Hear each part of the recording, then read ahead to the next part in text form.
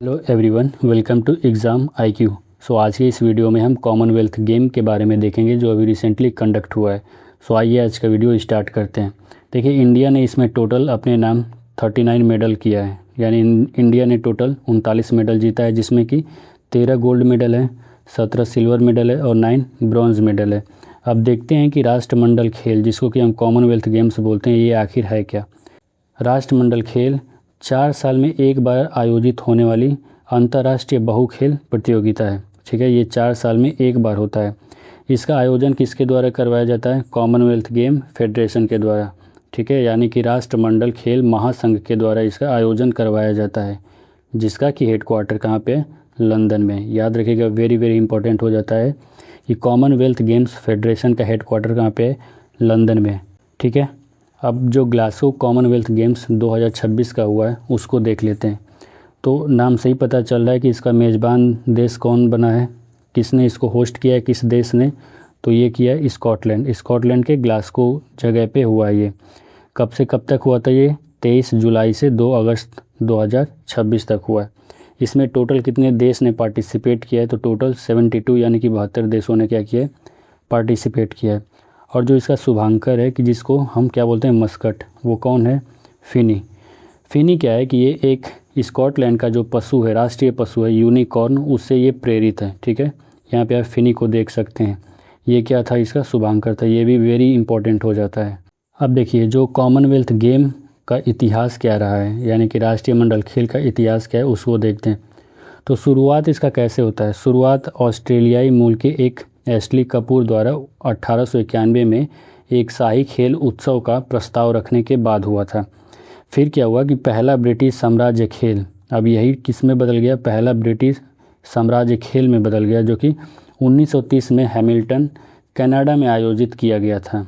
लेकिन 1954 में ब्रिटिश साम्राज्य और राष्ट्रमंडल खेल का नाम अपनाया। ठीक है, यानी कि जो हमने पहले यहाँ से शुरू किया था 1930 में, ये जो खेल हुआ था कि ब्रिटिश साम्राज्य खेल, इसी को हमने क्या नाम अपनाया? राष्ट्रमंडल खेल का नाम अपनाया। कब? 1954 में। 1970 में क्या हुआ कि ब्रिटिश राष्ट्रमंडल खेल बने और 1978 से आधिकारिक रूप से केवल राष्ट्रमंडल खेल के रूप में जाने लगा। यानी कि अब अगर हम बात करें कि जो कॉमनवेल्थ गेम है, राष्ट्रमंडल खेल है, इसको कब हम राष्ट्रमंडल खेल के नाम से जानते हैं? तो इसका आंसर हो जाएगा 1978 से। ठीक है, इसको शुरू में क्या किस नाम से जानते थे? तो ब्रिटिश एम्पायर गेम इस नाम से जानते थे, कि जो कि 1930 में कनाडा में हुआ था, कनाडा के हैमिल्टन में हुआ था। 1930 के खेलों के दौरान महिलाओं ने शुरू में केवल तैराकी में भाग लिया था। इम्पॉर्टेंट हो जाता है कि शुरू में महिलाओं को सारे खेल्स में पार्टिसिपेट करना अलाउड नहीं था। 1930 के दौरान महिलाओं ने केवल तैराकी में भाग लिया था। अब जैसे जैसे टाइम बीतता गया तो इन खेलों में कई स्पर्धाएँ जोड़ी गई। जैसे 1966 में बैडमिंटन और निशानेबाजी जोड़ा गया। 1998 में टीम खेल, ठीक है, जो कि टीम स्पोर्ट्स जोड़ा गया। कब जोड़ा गया? 1998 में जोड़ा गया। अब भारत ग्लासगो 2026 में 19वीं बार राष्ट्रमंडल खेलों में भाग ले रहा है। कि कौन सा बार है भारत का? ये 19वीं बार है कि जब भारत राष्ट्रमंडल खेल में पार्टिसिपेट कर रहा है। 1934 के खेलों में पदार्पण करने के बाद भारत अपने 19वें राष्ट्रमंडल खेलों में प्रतिस्पर्धा कर रहा है। ठीक है, पहली बार भारत ने कब पार्टिसिपेट किया था? 1934 में किया था। उद्घाटन समारोह की भूमिकाएं क्या रही हैं? तो मीराबाई चानू भारत की ध्वजवाहक के रूप में कार्य करती दिखी। ठीक है, 2030 की मेज़बानी कौन करेगा? भारत करेगा। और भारत के किस शहर में होगा? गुजरात में। गुजरात के अहमदाबाद जो जगह है वहाँ पे होगा। वहाँ पे भारत इस खेल का आयोजन करेगा।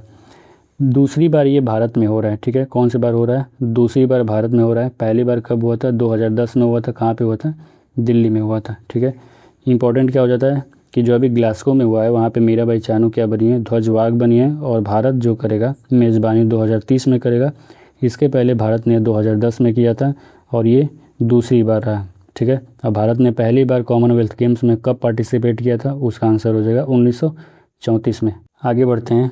देखिए, सबसे टॉप पे कौन रहा है? सबसे टॉप पे ऑस्ट्रेलिया रहा है, जिसको कि 171 पदक मिले, जिसमें कि उसने 70 स्वर्ण यानी कि गोल्ड मेडल जीता है और सबसे टॉप पे रहा है। इसके बाद इंग्लैंड ने टोटल 110 मेडल जीता है और कनाडा ने 62 पदक, और चौथे पोजीशन पे हमारा प्यारा भारत रहा है। ठीक है, भारत का कौन सा स्थान है? चौथा।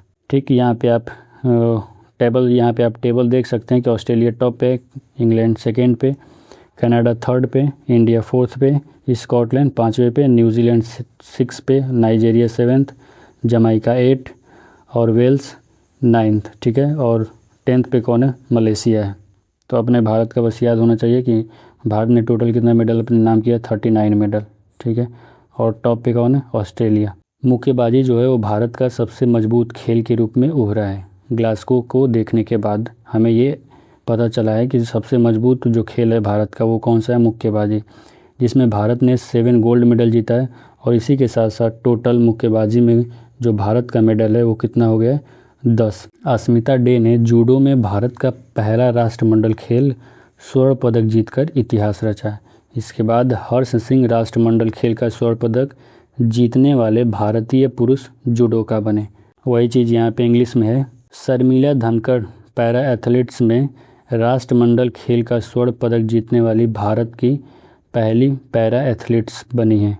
ठीक है, ये क्या है? शॉर्ट पुट फेंकती हैं, शॉर्ट पुट गेम से ये रिलेटेड है। ठीक, मीराबाई चानू ने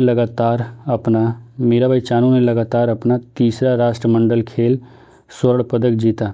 पहली बार इन्होंने कब जीता था? 2018 में, उसके बाद 2022 में, और रिसेंटली अभी जीता इन्होंने 2026 ग्लासगो में। ठीक, अब देखते हैं इंपॉर्टेंट कुछ MCQ वो क्या है। जैसे पहला क्वेश्चन है कि पैरा एथलीट्स महिलाओं की शॉट पुट F57 में राष्ट्रमंडल खेलों का स्वर्ण पदक जीतने वाली पहली भारतीय पैरा एथलीट्स कौन बनी है? तो इस प्रश्न का सही जवाब हो जाएगा ऑप्शन बी, यानी कि शर्मिला धनखड़। ठीक है, अभी बताएं कि शर्मिला धनखड़ क्या है? पैरा एथलीट्स बनी है शॉट पुट गेम से।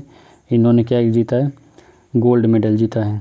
नेक्स्ट क्वेश्चन है, पुरुष की हैवीवेट पैरा पावर लिफ्टिंग में कांस्य पदक जीतकर ग्लासगो 2026 में भारत का पहला पदक किसने हासिल किया है? इस प्रश्न का सही जवाब हो जाएगा ऑप्शन ए, यानी कि झंडू कुमार ने। अगला प्रश्न है कि ग्लासगो कॉमनवेल्थ गेम्स 2026 में महिलाओं की 53 किलोग्राम श्रेणी में किस भारतीय भारोत्तोलक ने रजत पदक जीता है? तो इस प्रश्न का सही जवाब हो जाएगा ऑप्शन ए, यानी कि बिंदिया रानी देवी। ठीक है, अब कुछ वन लाइनर क्वेश्चन है जो कि इम्पोर्टेंट है, उसको देख लेते हैं। जैसे मीराबाई चानू ने ग्लासगो 2026 में भारत का पहला स्वर्ण पदक किस खेल या प्रतियोगिता में जीता है?